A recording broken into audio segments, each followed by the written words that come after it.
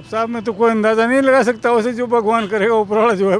मतलब कोटा में तो परिवर्तन होना ही चाहिए, क्योंकि ओम जी बिरला इतने साल तक रहे, आज तक एयरपोर्ट नहीं बना सके। जीत, हार और जीत 5 से 7 हज़ार 10 हज़ार के बीच में रहेगी, इससे ज़्यादा नहीं रहेगी। की जनता बिरला जी को चाहती है, गांव की जनता गुंजल को चाहती है। इसमें तो दोनों पार्टियां ही मतलब झूठे वादे करती हैं हमेशा। हाँ, हर बारी मतलब दो डबल इंजन की भी सरकार रही है और सिंगल इंजन की भी रही है, लेकिन हमेशा आते इसी के ऊपर है जीतने के लिए। तो कि साहब हम एयरपोर्ट बनाएंगे, लेकिन एयरपोर्ट को के लिए कोई भी मतलब चलने में तो कैसा को ध्यान देते नहीं है। कोई बेरोजगार लोग बात जो घूम रहे हैं बेचारे, महंगाई जो बढ़ी लगातार, उसका तो ध्यान नहीं। कोटा की जनता चेंज चाहती है, बदलना चाहती है। बदलाव चाहती है। हाँ किस तरह का बदलाव चाहती है? भाई, दोनों में से यही जीते, पहला गुंजल और क्या। पहला आदमी ये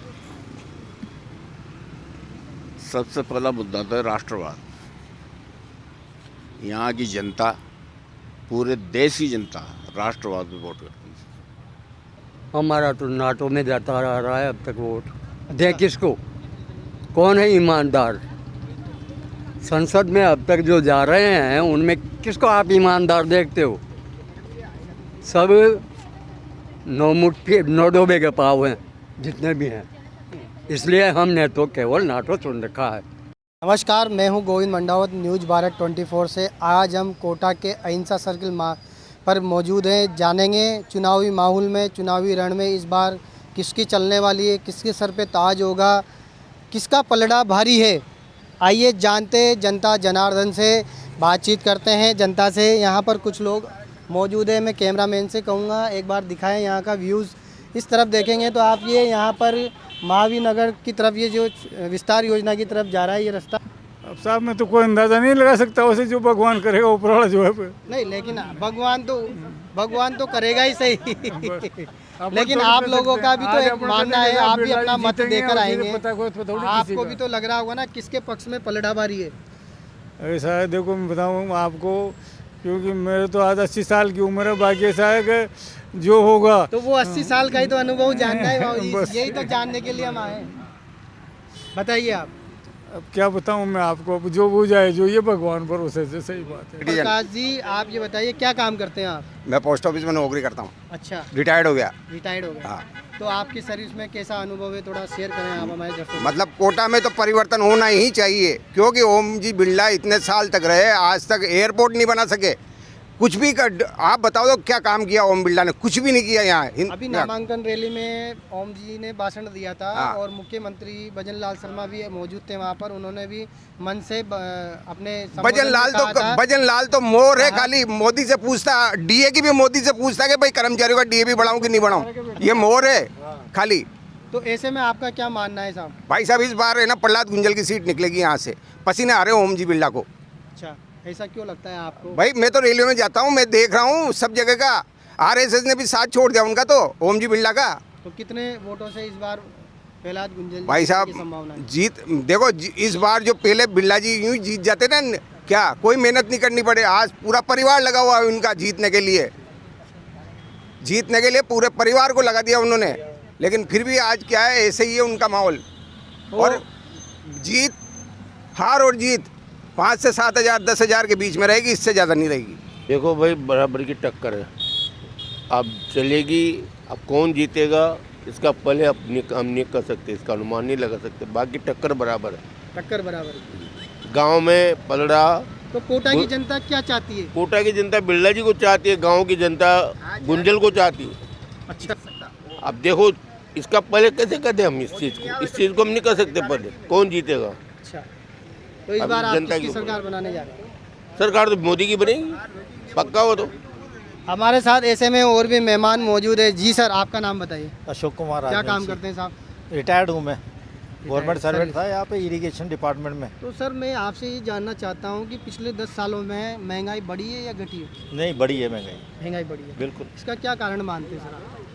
कारण तो यही है कि इन्होंने इंपोर्ट के ऊपर, ये जो है ये एक्सपोर्ट के ऊपर भी इन्होंने जो है टैक्स लगा दिए हैं, टैक्सेस, जबकि ये ठीक नहीं है।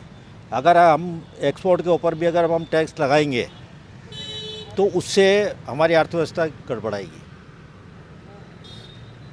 अब ऐसे में दिलचस्प हो गया है, बड़ा ज़बरदस्त और बराबर की टक्कर देखने को मिल रही है। और एक कोटा का विशेष मुद्दा है साहब, कोटा का एयरपोर्ट, इसके बारे में आपका क्या कहना है? इसमें तो दोनों पार्टियां ही मतलब झूठे वादे करती हैं हमेशा। हाँ, हर बारी मतलब दो डबल इंजन की भी सरकार रही है और सिंगल इंजन की भी रही है, लेकिन हमेशा आते इसी के ऊपर है जीतने के लिए। तो कि साहब हम एयरपोर्ट बनाएंगे, लेकिन एयरपोर्ट को के लिए कोई भी मतलब दिलचस्पी अच्छा, नहीं लेता सरकार है। किसकी भी बने, ऐसे में अगर कोटा में अगर एयरपोर्ट बनता है तो आम जन को क्या फ़ायदा होने वाला है? आम जन को बहुत फ़ायदा होगा, आम जन को ही नहीं सरकार को भी बहुत फ़ायदा होगा। इसके बहुत टैक्सेस मिलेंगे यहाँ पे, इतनी इनको वो मिलेगी एयरलिफ्ट की सुविधा कि मतलब पूछो मत आप। जो कोटा में शैक्षणिक नगरी है, तो इसमें तो आने जाने के लिए इतनी ज़्यादा मतलब वो मिलेगी कि पूछो मत आप। कोचिंग के बच्चे इतने ज़्यादा है, उनके माता पिता आते हैं, इतने होटल टूरिज्म वगैरह डेवलप होगा कि पूछो मत आप। तो ऐसे में आपको क्या लग रहा है, थोड़ा माहौल किसका ज़्यादा भारी लग रहा है आप? माहौल तो देखो दोनों बराबर की टक्कर है इस बार, इसलिए इस बार कुछ नहीं कह सकते, क्योंकि गांव में तो कांग्रेस का प्रचार ज़्यादा चल रहा है इस वक्त।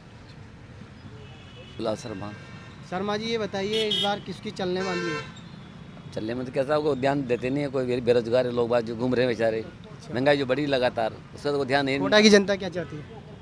कोटा की जनता चेंज चाहती है, बदलना चाहती है। बदलाव चाहती है? हाँ किस तरह का बदलाव चाहती है? भाई, दोनों में से यही जीते, प्रहलाद गुंजल और क्या। प्रहलाद गुंजल, तो आप प्रहलाद गुंजल के लिए बोल रहे हैं, तो आप ये बताइए कि इस बार अगर प्रहलाद गुंजल आते हैं तो वो कोटा के लिए क्या कर सकते हैं? वो तो उनकी योजना बनाएंगे, साफ चलेंगे बना करके। भाई जब वोट तो आदमी का जो होता है निश्चित रहता है, वोट में कोटा कुछ की नहीं है। जनता बेरोजगारी, आप कह रहे हैं जैसा कुछ लोगों ने कहा है कि बेरोजगारी बढ़ रही है सही है। और महंगाई बढ़ी है, तो ऐसे में अगर प्रहलाद जी अगर यहाँ से चुनाव जीतते हैं और संसद में जाते हैं तो किस तरह की योजनाएं ला सकते हैं और जनता क्या चाहती है उनसे? वो तो क्या वहाँ अपेक्षा है? वो तो वहाँ जा करके अब क्या दिखाते हैं, अब वो क्या सोचते हैं, उनकी प्लानिंग वो उससे पर डिपेंड करता है। तो आपकी तरफ से पक्का है कि प्रहलाद जी भाई सब जीते हैं? बिल्कुल सही है सर। कितने वोटों तक? हजारों में रहेगा, लाखों में नहीं जावे, अच्छा, हजारों में। हजारों में रहेगा। तो मैं आर के पुरम से आर के पुरम से क्या काम करते हैं साहब आप? मैं तो रिटायर्ड हूँ, अधिकारी कौन से डिपार्टमेंट से? फॉरेस्ट। Forest department. क्या लगता है सर आपको इस बार कोटा की जनता क्या चाहती है? परिवर्तन चाहती है या रिपीट है, या ओम बिरला जी हैट्रिक करेंगे इस बार? ऐसा है, ये सबसे पहला मुद्दा तो है राष्ट्रवाद। यहाँ की जनता, पूरे देश की जनता राष्ट्रवाद पे वोट करती है। ये सब घूमते रहो। ऐसा क्यों मानते हैं आप? ऐसा इसलिए मानते कि अब तक देखते आ रहे हैं,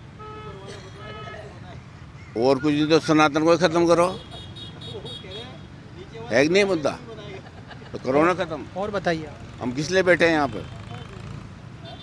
इसलिए राष्ट्रवाद पे ही वोट पड़ेंगे। यहाँ बिरला और गुंजल का प्रश्न नहीं है। लेकिन चुनाव तो कोटा बूंदी की जो हॉट सीट है उस पर एक तरफ प्रहलाद गुंजल है और दूसरी तरफ ओम बिरला है। चुनाव तो दोनों उम्मीदवार लड़ रहे हैं और भी अन्य प्रत्याशी भी लड़ रहे हैं, लेकिन कोटा की हॉट सीट और बड़े उम्मीदवार के रूप में तो कोटा में प्रहलाद गुंजल साहब और ओम बिरला साहब है। अब ऐसे में आपका क्या मानना है, किसका पलड़ा भारी है? हम तो राष्ट्रवाद पे वोट देंगे बस। और इस बार हमारे साथ बाबूजी मौजूद है। बाबूजी, क्या नाम है आपका?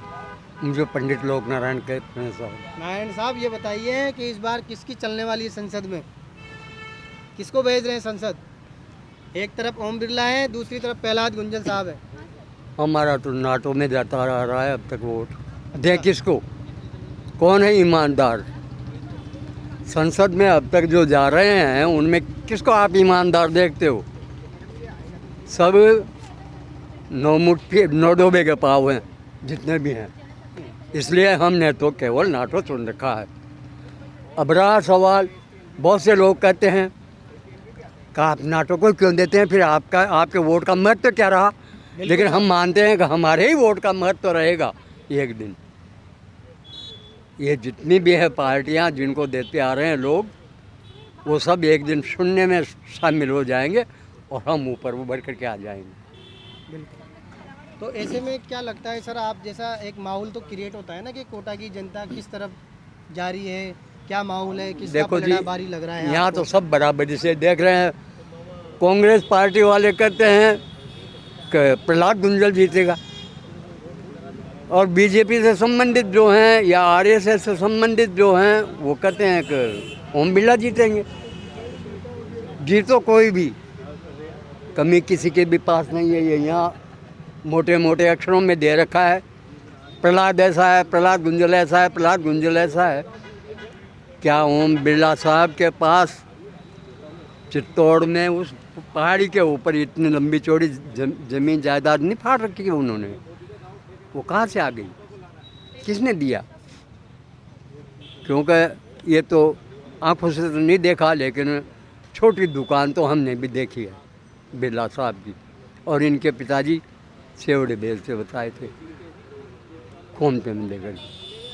तो कुल मिला के ये है कि जिसने भी सत्ता का पल्ला थामा, वो चोरी से, जोरी से या फिर कुछ ईमानदारी से, लेकिन उन्होंने अपना घर बढ़ने के लिए अतिरिक्त और दूसरा काम नहीं किया। माफ़ कीजिएगा। ऐसे में अभी बड़ा ही दिलचस्प मुद्दा हमारे बीच में कोटा की जनता के लिए है कि कोटा एयरपोर्ट का सुनने को आ रहा है। तो ऐसे में अगर कोटा में अगर एयरपोर्ट बनता है तो आपका क्या मानना है साहब? वो उन्हीं लोगों के लिए सुखद रहेगा जो जिनके पास धन दौलत है। एयरपोर्ट से हम जैसे गरीबों को क्या लेना देना? हमें तो रोजी रोटी से लेना देना है। आम आदमी जो है वो केवल रोटी के पीछे दौड़ रहा है, कुछ पहनने ओढ़ने के पीछे दौड़ रहा है, अपने सर के ऊपर छप्पर के लिए दौड़ रहा है। शेष तो ये जितने भी संसाधन हैं वो केवल धनी लोगों के लिए हैं, जिनके पास 2-2, 3-3 मंजिल मकान है। एक व्यक्ति मेरे मोहल्ले में ऐसे श्रीमान रहते हैं जो होम्योपैथिक का वो हॉस्पिटल चलाते हैं। उनके पास 3 4 व्हीलर हैं और 2 स्कूटी हैं, 1 मोटरसाइकिल है, और उनके ऊपर उनका इस्तेमाल करने वाले केवल दोनों स्त्री पुरुष हैं। शेष उनके बालक जो हैं वो 3-3, 4-4, 5-5 वर्ष के हैं। तो ये जिनकी धन दिखाने की, धन को हथियाने की या कोई इस प्रकार के ऊपर उठ करके उड़ाने बढ़ने की जिनकी लालसा है, वही ऐसे काम कर सकते हैं। आपका क्या मानना है कि गरीबों के लिए क्या करना चाहिए अब सरकार को? गरीबों के लिए तो देखो रोज़गार ज़रूरी है, सबसे पहली चीज़ तो ये है। और रोज़गार अगर किसी का है मुश्किल रूप से, तो स्पष्ट है आज जो मोदी जी फरमान कर रहे हैं कि भारत को उत्थान की ओर ले जा रहे हैं। जब लोगों के पेट में ही अन्न नहीं पड़ेगा, उनको छप्पर ही नहीं होगा मुहैया, वैसे ही पहनने को नहीं मिलेगा, उनको हरी बीमारी के लिए दवाइयाँ नहीं मिलेंगी, तो कहाँ उत्थान है देश का? देश का उत्थान तभी होगा जब हम गरीब को संवारेंगे, निष्कर्मी लोग जो हैं उनको संवारेंगे। लोग चाकू मार रहे हैं, चेनें तोड़ रहे हैं, महिलाओं को प्रताड़ित कर रहे हैं, ऐसे जो काम हो रहे हैं, ये देश का उत्थान नहीं होगा शायद। तो काफ़ी लंबी बात हमने यहाँ पर बाबूजी से की और इनका मानना है कि कई तमाम ऐसे मुद्दे हैं जिन पर कोटा के जो बड़े बड़े राजनेता हैं उनको ध्यान देना चाहिए और ऐसे कई कामों को करना चाहिए ताकि उससे जनता को राहत मिले। कैमरामैन पर्सन कृतिका के साथ में गोविंद मंडावत, कोटा से।